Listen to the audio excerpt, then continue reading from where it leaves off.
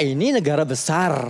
Kita ini punya potensi besar. Tapi sayang ketika kita bisa menjembatani Timur dan Barat, Islam dan Muslim, kenapa harus masuk BOP yang mengkerdilkan Indonesia? Itu masalahnya. Dan kedua gini.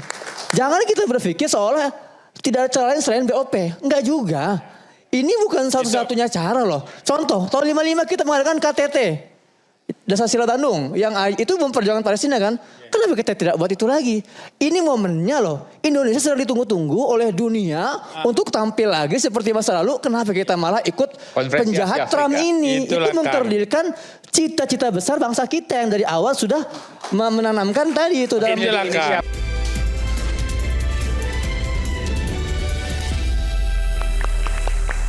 Bali Rakyat Bersuara. Saya tadi mendengarkan diskusinya, argumentasinya, perdebatannya agak terpotong. Saya mulai rajut dari awal lagi. Silakan, Bung Ferry. Iya, perdebatan soal pilihan politik bisa macam-macam. Aneka ragamnya bisa macam-macam. Perdebatan soal poin saya bisa dilarikan ke soal minornya. Tapi yang saya bahas banyak soal mayornya. Soal pelanggaran konstitusi, soal preambul yang dilanggar, soal sikap ibu bapak bangsa kita yang jauh berbeda dengan pilihan Presiden Prabowo. Pro-Palestina maksudnya gitu. Ya, pasal 11 itu terlalu. Tapi saya tanya dulu, BOP ini nggak pro-Palestina menurut Anda? Gimana? BOP ini dengan Gimana Indonesia orang pro kalau tidak ada orangnya yang ikut terlibat di dalam pembahasan itu? Orang kemudian, katakanlah ya, Palestina sendiri kan berharap Indonesia betul-betul menjadi pihak yang sebagaimana mestinya Indonesia. Nggak, maksudnya gini, apakah tidak terlalu prematur menilai karena tataran dunia baru tadi yang disebutkan, bahwa kemudian tidak ada Palestina dan seterusnya, tapi kemudian belum terlihat kiprahnya, apakah kemudian ia mau merajut perdamaian di sana, tidak kan belum bisa. Pernyataan bahwa ini prematur menurut saya kerdil, Bang Aiman. Kenapa? Karena korban Palestina sudah berjatuhan banyak. Ya sejak lama memang. Oleh karena itu ada BOP yang berniat mengatakan melakukan perdamaian. Nonsens. Saya ngomong nonsens itu. Kalau serangan itu masih terjadi, ingat perdamaian dilakukan, tetapi bom serangan terus dilakukan, dan itu catatan yang tidak bisa dibungkiri. Oke, stop sampai situ dulu. Makanya menurut saya jawab dulu, apakah anggaran terhadap pasal 11 konstitusi dan Undang-Undang 24 itu diabaikan saja oleh DPR dan oleh pemerintah? Itu perlu dijawab. Itu yang mau saya komen. Dua hal tadi. Yang pertama soal bagaimana mungkin Palestina nggak ikut, serangan masih terjadi, tapi mau mendamaikan Palestina. Yang kedua soal konstitusi. Soal konstitusi ini pertama yang penting nanti, karena itu nanti nyambung dengan yang tadi saya sampaikan di awal. Di dalam sistem presidensial, Bung Ferry, yang namanya politik luar negeri itu ranahnya eksekutif. Di Amerika sampai hari ini itu menjadi perdebatan. Tadi saya sudah singgung sebelum Mas Ferry datang. Antara kubu kongresialis dan kubu presidensialis. Soal apakah ini keputusan presiden saja untuk kita perang atau harus konsultasi ke Kongres. Lalu kemudian presidensialis bilang kan sifatnya konsultatif, tidak mengikat. Ya udah kita nggak butuh. Kita yang tahu negara terancam atau enggak, maka perang ditentukan oleh presiden. Nah kita juga menganut sistem presidensial, prinsipnya sama. Jadi kalau presiden sebagai kepala negara sekaligus kepala pemerintahan menilai bahwa ini langkah kebijakan luar negeri yang segera diambil, dia cukup memberitahu ke DPR, tidak perlu DPR menyetujui atau tidak menyetujui, nggak ada urusan, karena tidak mengikat sifatnya, itu penting diingat, tidak mengikat. Maka presiden dalam hal ini tidak bisa dituding melakukan pelanggaran terhadap konstitusi. Karena di dalam trias politika, kewenangan kebijakan luar negeri dan perang itu kewenangan eksekutif. Dengan fungsi konsultatif DPR. Saya jelaskan bedanya sistem presidensial kita dan Amerika ya. Persis sama secara teoretik 5 cabang kekuasaan di wilayah eksekutif secara konstitusional. 1 wilayah birokrasi. Legislatif, pembentukan undang-undang, lebih kuat presiden, yudikatif. Langsung ke itu aja tadi, fungsi DPR. Luar negeri dan pertahanan keamanan. Ada 2 kekuatan yang jadi tanggung jawab presiden. Pasal 11 kita mengatur berbeda. Karena sistem presidensial dimanapun tetap harus ada batasannya. Begitu juga Amerika. Kita pembatasannya untuk perjanjian, perang dan perdamaian harus melalui, tunggu dulu Bang, persetujuan DPR. Itu bunyi konstitusinya. Jangan kemudian ditafsirkan bahwa metodenya mutlak eksekutif karena keadaan mendesak. Tidak ada itu. Nah pertanyaannya begini, Begitu apakah juga pasal itu, saya tanya, nanti kamu jawab. Apakah pernyataan harus dengan persetujuan DPR itu secara hukum, di dalam hukum tata negara kita, Yes. itu mengikat final dan mengikat atau tidak? Yes, makanya saya jelaskan tadi, Abang perhatikan bahwa Saya yakin itu tidak ada ketentuan yang mengatakan bahwa itu final dan mengikat. Harus dengan persetujuan. Makanya baca pasal 11. Saya baca, Nah, saya makanya tahu, maka persetujuan. saya katakan kepada Apa Mas arti Ferry, setuju, Bang? makanya saya katakan Apa pada arti persetujuan? No, makanya saya katakan kepada Mas Ferry, dia tidak bersifat final dan mengikat. enggak. Tapi karena Makanya Abang harus kebijakan luar perhatikan negeri juga adalah pasal otoritas 9, pasal presiden 10, dalam Undang-Undang sistem 24 tahun presidensial, 2000 maka tentang tidak bisa perjanjian dipersalahkan. internasional. Saya jawab pertanyaan Abang, makanya di sana disebutkan untuk kemudian terdapat pengesahan. Tadi persetujuan nih. Sebelum berangkat dia harus disetujui oleh DPR. Sekarang pengesahan, perjanjian sudah dibuat, disahkan bersama-sama, ya. Dalam hal tertentu dalam bentuk ratifikasi, yaitu undang-undang. Di luar hal yang tidak ditentukan dalam bentuk ratifikasi, boleh keputusan presiden. Di sini poin Abang. Pasal keputusan presiden. Nah, apa itu melalui ratifikasi, Bang? Ada kategorinya. Yaitu soal perdamaian, soal perang, soal hak asasi manusia, soal lingkungan hidup. Semua termasuk dalam konteks Board of Peace. Harus melalui ratifikasi. Jadi apa yang Abang sebut tidak mutlak ada di urusan selain itu. Ngerti nggak, Bang? Begini, Ngerti kan? begini. Nah, Abang ngerti dulu nggak? Sebelum saya tindak lanjuti. Saya tidak akan menjawab singkat. kalau Abang tidak Saya ngerti, harus ya sudah, saya menjelaskan. stop. Saya harus menjelaskan kepada saudara. Jadi gini, yang dipersoalkan oleh Mas Ferry ini kan sebetulnya bahwa keputusan presiden di dalam memilih bergabung ke Board of Peace itu melawan konstitusi, kan begitu? Dari awal kamu mengatakan itu. Melawan konstitusi dan undang-undang turunannya kan. Undang-undang 1945 dan turunannya. Oke. Ya. Mas Aiman, supaya fair boleh nggak undang-undang pasal 9, 10, 11 Nah, ntar dulu. Ntar dulu, iya. Ya? Oke, Boleh. Nanti kita Maka oke. nanti saya minta mau luruskan produser untuk logikanya. menyampaikan ya. Nanti kita tanya sama-sama. Ya. Bang Ferry boleh di depan sini. Paradigma presidensialismenya ini kan yang kita perdebatkan sebetulnya kan. Nah, saya yang menganut bahwa yang namanya kebijakan luar negeri itu kewenangan eksekutif murni. Dengan pertimbangan DPR. Ataupun apa istilahnya persetujuan sebagai perwakilan rakyat Indonesia. Bang, ini Abang sendiri tidak bisa membedakan dengan persetujuan dan... Ntar dulu, ini logika dasarnya. Saya bicara teorinya dulu, saya tidak bicara soal penerapannya. Saya bicara teorinya dulu. Bahwa DPR sebagai perwakilan rakyat, dia harus terlibat di situ. Pertanyaan saya, Mas Ferry, di mana pasal di konstitusi ataupun di undang-undang lain yang mengatakan bahwa persetujuan DPR untuk keputusan eksekutif berkaitan dengan kebijakan luar negeri itu bersifat final dan mengikat. Di mana pasalnya? Di undang-undang pasal 11 itu sudah final. Apakah dikatakan di situ final dan mengikat? Bang, Persetujuan final DPR dan itu mengikat itu nggak tidak selalu. bisa. Itu sama dan kalau Mahkamah Konstitusi sifatnya final dan mengikat kan keputusannya. Ya, karena itu putusan Itu tertuang. peradilan. Bang, Dan konstitusi ini tertulis. lebih tinggi dari putusan pengadilan. Konstitusi Saya tidak tidak tahu Abang mengatakan- sekolah di mana ya. Kalau apa yang dinyatakan konstitusi itu kurang final dan mengikat, apalagi Nggak. Apakah ada ada ayat ini yang peraturan mengatakan tertinggi, Bang. Iya, Kalau sudah tahu. tertinggi sudah final. Udah Kalau saya nggak final, tahu bukan maksud konstitusi Ferry itu namanya. apa. Saya tahu Jadi, maksud Ferry. Mas bagi Ferry kan, saya, Abang sedang melakukan pembelaan yang sangat Ferry, konyol. Ya. Bukan, saya tidak membela. Saya mau Konstitusi meluruskan. sudah bilang Bukan. terang-benerang. Ferry mau setinggi mengatakan bahwa presiden melawan konstitusi, kan Yes. itu poin kamu. Yes. Saya mau menegaskan di mana pasal bahwa pasal itu di konstitusi sifatnya Makanya, final dan Abang mengikat, simak nggak baik-baik. ada itu. Pasal 11 itu Karena kurang lebih penerapan bunyinya, presidensialisme di dunia ini, Presiden kebijakan luar negeri dalam itu otoritas menjalankan eksekutif.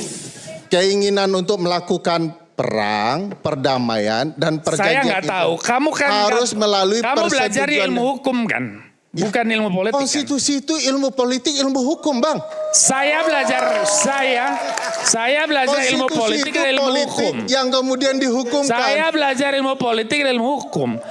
Saya melihat Kebetulan saya ngajar ilmu politik. Saya melihat Mas Ferry ini punya satu prasangka buruk.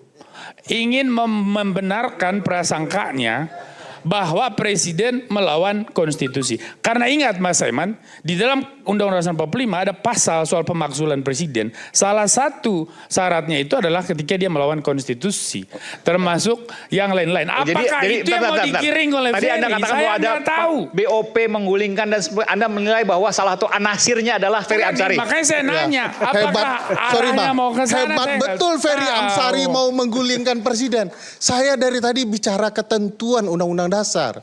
Loh, Bukan bicara. masalahnya kan ini start dengan tesis presiden melawan konstitusi. Ya kalau presiden ke A, konstitusinya bilang B, ya pasti saya bilang presiden. Saya bertentangan menjelaskan praktek konstitusi. presidensialisme di dunia. Ya, makanya, tidak akan ada satu mau negara. abang jelaskan Dengar dulu. praktik presiden di Mars sekalipun, yang ada adalah di konstitusi Bentar kita. dulu. Di Undang-Undang Mas Dasar Eman, kita. tidak ada Pedoman satu kita negara Undang-Undang pun di Dasar dunia. kita, Bang. Sebentar.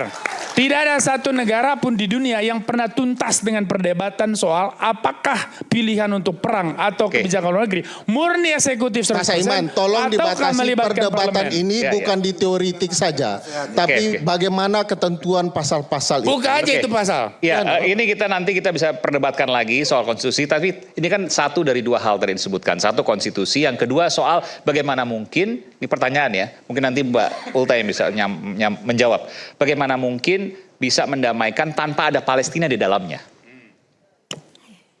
Saya tuh bingung. Dan mereka adalah penjajah, Padahal menurut Bung Ferry. beritanya tuh udah ada di mana-mana bahwa Palestinian Authority sudah membuat kantor penghubung untuk BOP ini dan mendukung upaya Palestinian Authority, the PA yang menggovern tepi barat saat ini.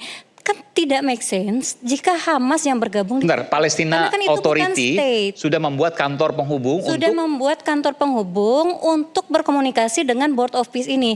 Kenapa tidak bisa negara Palestina? Saya boleh tanya nggak, Mbak? Sebentar ya, Sedikit. Mas. Saya boleh Sebentar. tanya sedikit saja. Tadi kan Mas Saya Ferry tanya dari sedikit tadi. supaya sedikit. Ya. tadi Mbak Tanya bilang kan tadi udah dari tadi. kantor penghubung Iya. Palestina di sana.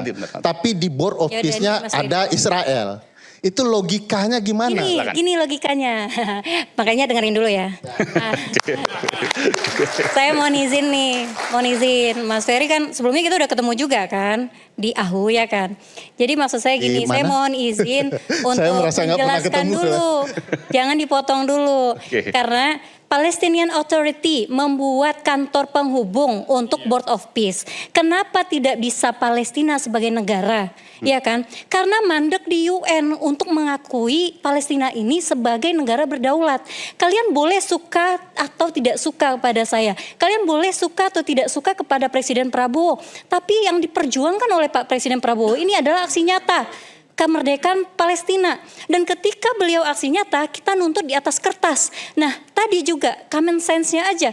Ketika kita bergerak cepat, dituntut untuk ke DPR dulu. Jadi kan kita mau gerak cepat nih. Ini DPR dulu, ini. Kita sudah aksi nyata nih. Ini yang di atas kertasnya bagaimana? Padahal Pak Presiden ini benar-benar sudah ingin memperjuangkan Palestina di Board of Peace itu. Oleh Menteri, satu logika yang tidak linear. Tadi mengatakan UN perlu disingkirkan lah kurang lebih ya dengan peran. Oh salah kan? Ada nggak kata-kata disingkirkan atau tadi? Donald Trump punya kekuatan baru di luar UN yang harus diikuti. Oleh karena itu kita bergabung ke Board of Peace. Sementara untuk urusan Palestina kita pakai statusnya di UN. Dia belum diakui di UN. Kan tuh bertabrakan logika. Saya bisa jawab juga. Tunggu boleh? sabar, kan saya boleh ngomong. Tadi saya sudah berikan Nanti saya kesempatan. Kan kita sudah pernah bertemu. Entah di mana itu kan.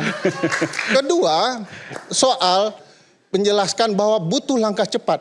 Emang apa pentingnya Indonesia dengan kecepatan itu? Apa yang menyebabkan Indonesia merasa sangat diperlukan? Sehingga butuh buru-buru, melanggar konstitusi, mengabaikan undang-undang. Bagi saya itu cara berpikir yang tidak sehat untuk ditampilkan kepada publik. Jangan melemahkan posisi Indonesia. Ingat, di mata peta pemain global hari ini, Indonesia punya peran strategis. Dia adalah jembatan antara dunia Islam dan dunia Barat. Dia jembatan antara Eropa dan Asia. Dia jembatan antara Timur dan Barat, Mas Ferry.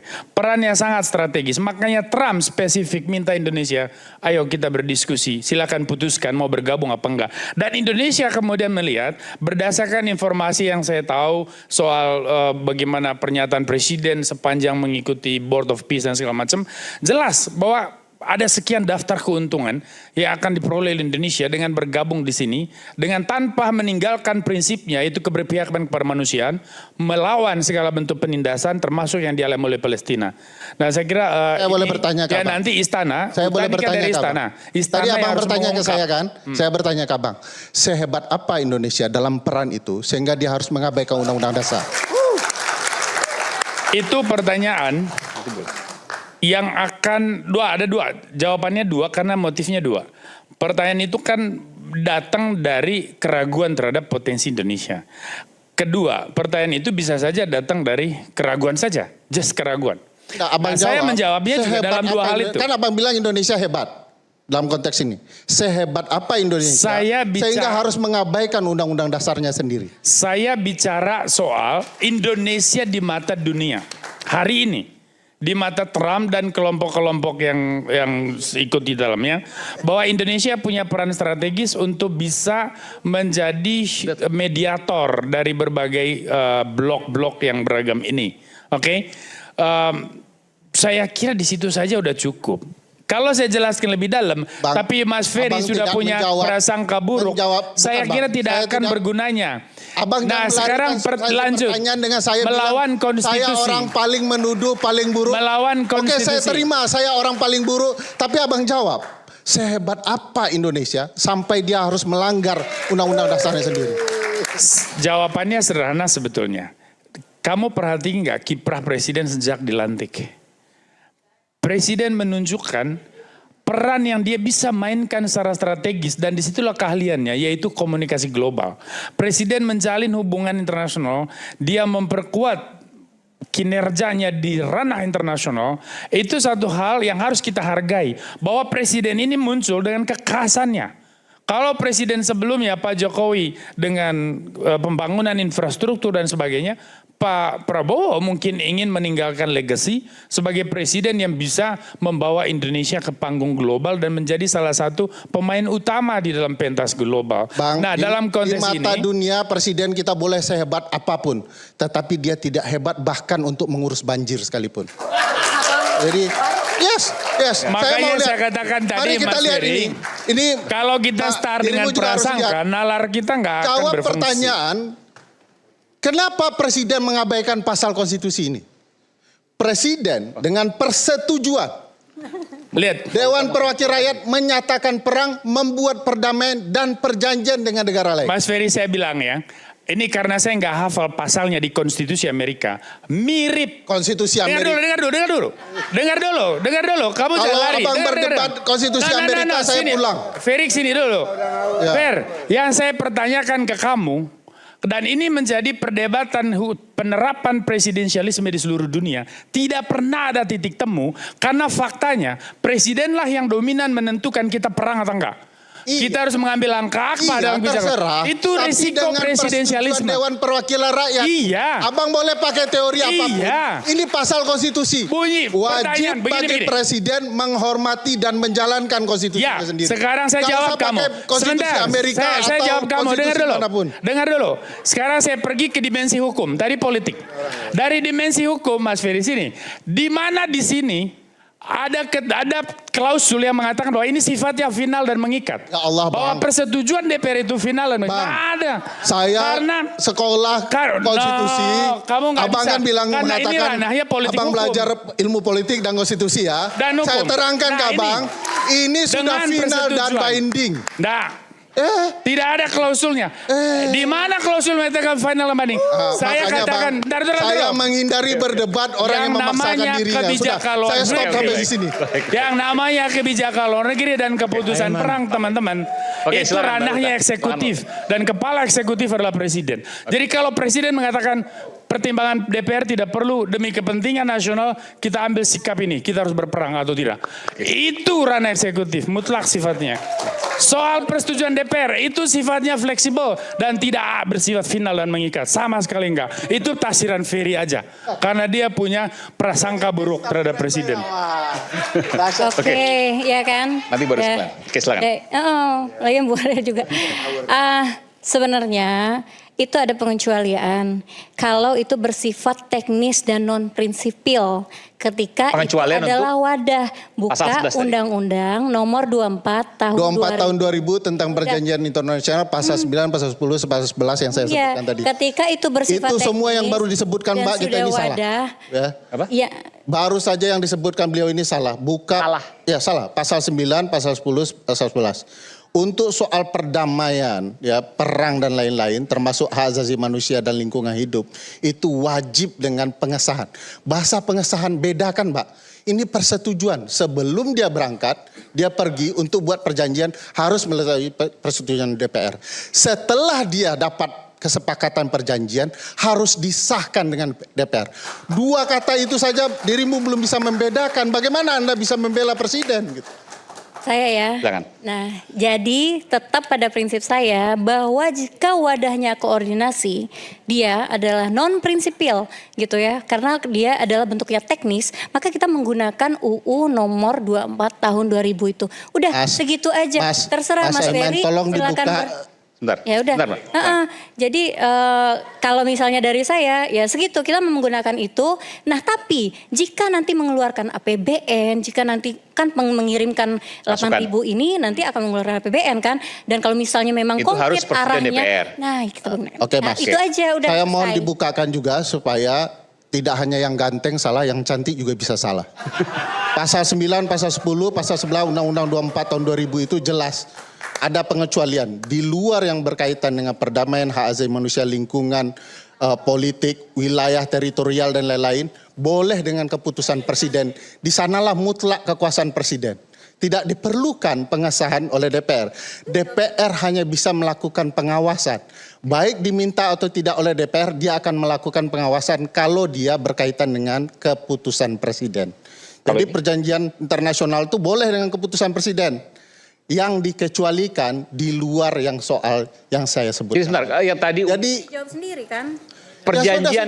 ya berarti Anda salah kan? Bentar, perjanjian Ini jawab internasional. sendiri, jelaskan sendiri. Perjanjian, Dengarkan baik-baik. bentar, perjanjian Pelan-pelan ya, internasional buka undang-undang. boleh dengan keputusan presiden. Dua Pak, saya jelaskan dua. Ya. Baik di pasal 9, 10, 11 itu. Dengarkan Mbak, supaya tidak salah. Ada dua perjanjian internasional itu. Boleh dengan pengesahan dari DPR melalui ratifikasi. Terbuka. Kedua melalui keputusan presiden. Oke. Kapan boleh melalui keputusan? Dengar dulu, sabar. Iya, Kapan dalam melalui konteks misalnya keputusan gini loh, Bentar, bentar. International Covenant Bentar. itu harus dengan DPR karena ratifikasi itu nanti masuknya ke DPR untuk Makanya pengesahan. beliau Nanti saya beri bisa kesempatan. menjelaskan. Kan tidak dalam konteks keputusan seperti BOP atau Makanya perang. abang yang belajar hukum dan politik kan bisa membedakan. Kalimat satu persetujuan, satu lagi pengesahan. Ini ruang ratifikasi. Beliau mencampur adukan antara persetujuan sebelum menentukan langkah-langkah dan pengesahan setelah langkah-langkah. Oke. Jadi kedua langkah-langkah ini tidak dilakukan oleh Presiden Prabowo. Kenapa? Karena ini masuk yang harus diratifikasi melalui Sebentar, undang-undang. tadi kan katakan tadi Nah, dalam, sebentar. contohnya gini, Mas Perjanjian Eman. internasional. BOP kan perjanjian internasional. Iya Bang, melalui undang-undang, ratifikasi pengesahan DPR. Sementara di luar yang bukan yang saya sebutkan, ya soal politik, pertahanan keamanan, hak asasi dimaksud Mas manusia, Ferry harus lingkungan, lewat harus melalui undang-undang, melalui pengesahan DPR. oleh DPR. Di luar itu boleh Itu oleh saya ambil itu bukan contoh tafsir aja, ya? Mas bukan Eman. tafsir, buka undang-undang saja. Saya ambil contoh supaya aja kita Mas bisa Eman, tahu. soal Statuta Roma. Baca juga soal hak penjelasan. asasi manusia. Itu kan perjanjian internasional tuh. Nggak usah, Statuta Indonesia Roma, tidak menandatangani itu ratifikasi. Statuta Roma, jadi tidak usah dibahas itu. Ratifikasi disahkan itu memang harus oleh DPR. Tapi ini kan BOP tidak dalam konteks itu. Aiman, Oke. Itu- Ya, silakan. itu undang-undang yang Anda tayangkan itu bukan dari amandemen keempat. Pasal 11 dari Undang-Undang Dasar 1945 yang amandemen keempat, itu ada ayat 1-nya dan juga ayat 2-nya.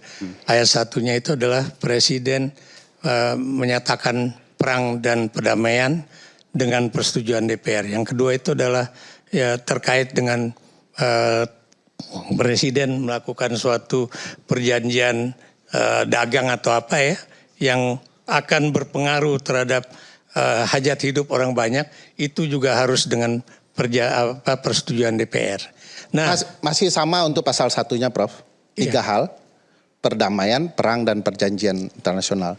Yang Prof sebut yang kedua itu perjanjian lain gitu ya. Ya, dan ini ya di dalam Amerika Serikat sendiri itu Bill Clinton juga menyatakan ini yang namanya Donald Trump itu melakukan sesuatu yang benar-benar di luar konstitusi. Satu, dia ketika menyatakan perang war terhadap Iran itu tidak di dalam rapat kabinet ataupun di dalam rapat dengan Kongres. Tapi dia hanya menyatakan melalui sosial media dia, ya, The Truth Social. Benar ini Bill Clinton yang mengatakannya. Dan dia bilang bahwa saya dulu sebagai presiden, saya ngomongnya resmi melalui Kongres atau melalui sidang kabinet, ya. Jadi itu yang harus kita lihat ya. Nah kemudian ini bukan asumsi ya, adalah suatu kenyataan bahwa tidak ada satu negara NATO ya, itu yang kemudian kecuali Turki ya, itu yang kemudian menjadi anggota BOP. Kenapa? Karena yang namanya Great Britain atau Inggris ya, kemudian Jerman, Prancis, Spanyol dan sebagainya itu melihat bahwa Trump tidak akan berhenti dengan persoalan perdamaian di Gaza.